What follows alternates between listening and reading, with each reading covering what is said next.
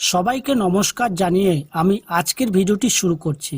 আজকের ভিডিওতে আপনারা জানতে পারবেন লীলাধারী ভগবান শ্রীকৃষ্ণ কেন গোবর্ধন পর্বত উঠিয়েছিলেন, তিনি কেন এই রকম লীলা করেছিলেন, সমস্ত কিছুই থাকবে আজকের ভিডিওতে।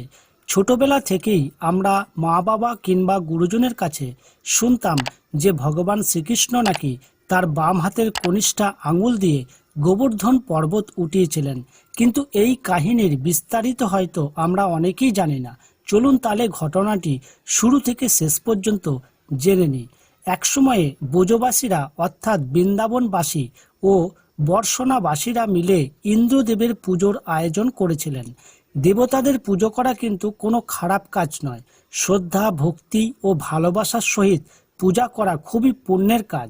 কিন্তু বৃন্দাবনবাসী ও বর্ষণাবাসীরা যে ইন্দ্রদেবের পুজো ভয়ে করতেন, কারণ তারা জানতেন ইন্দ্রদেবের পুজো না করলে তিনি রেগে যাবেন এবং সময় মতো বৃষ্টি দেবেন না বা রোদ দেবেন না, এবং তাতে ভালো ফসল হবে না, গাছগাছালি ভালো হবে না, যার ফলে গাছের ফল হবে না এবং ঔষধ তৈরি করা যাবে না।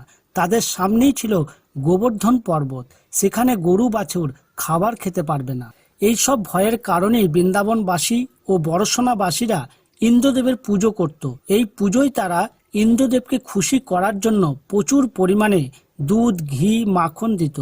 এমনকি তারা পশু বলিও দেওয়ার জন্য প্রস্তুত হয়েছিল।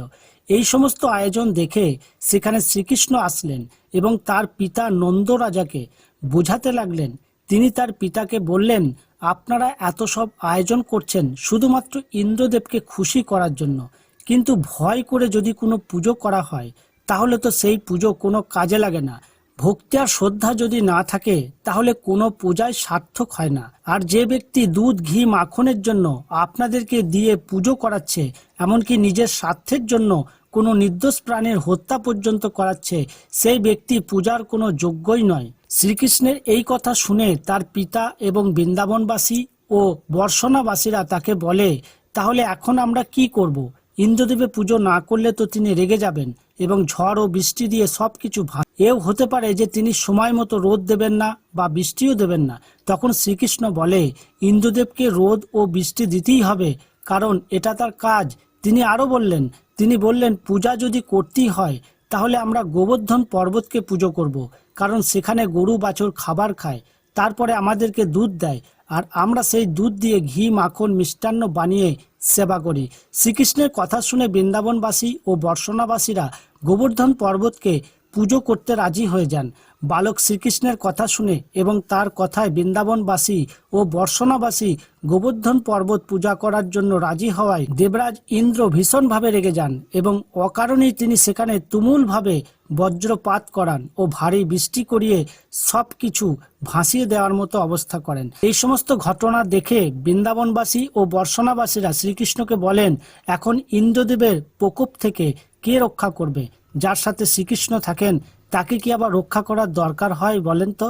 যাই হোক, শ্রীকৃষ্ণ বলেন এই গোবর্ধন পর্বতই আমাদের রক্ষা করবে, কিন্তু আমাদের সবাইকে সমস্ত ভয় ও চিন্তা ছেড়ে ভক্তি, শ্রদ্ধা ও প্রেম দিয়ে এই পর্বতকে উঠিয়ে তার নিচে আশ্রয় নিতে হবে, তাহলে ইন্দ্রদেবের প্রকোপ থেকে রক্ষা পাওয়া যাবে।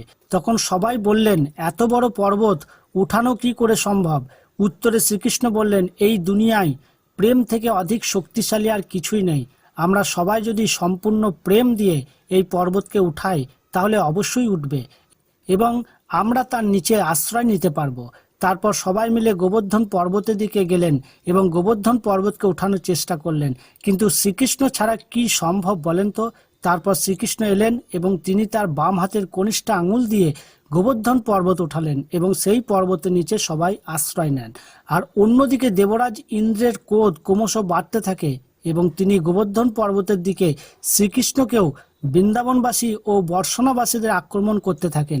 কিন্তু দেবরাজ ইন্দ্র কিছুতেই বুঝতে পারেননি যে সেই বালক কৃষ্ণই হলো স্বয়ং ভগবান।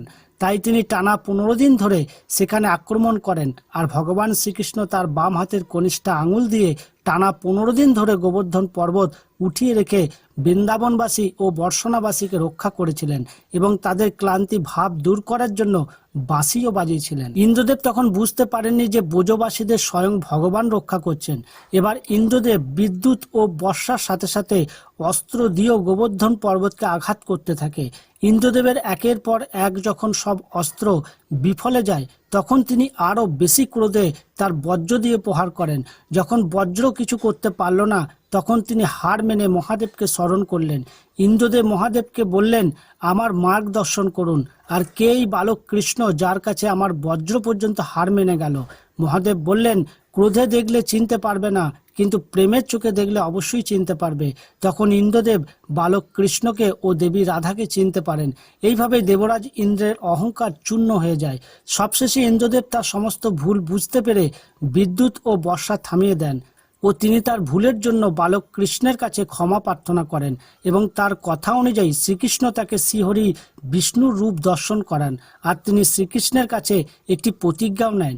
তিনি শ্রীকৃষ্ণকে বলেন, হে প্রভু, তুমি আমার পুত্র অর্জুনকে সব সময় রক্ষা করবে, আর আমি কিছু চাই না।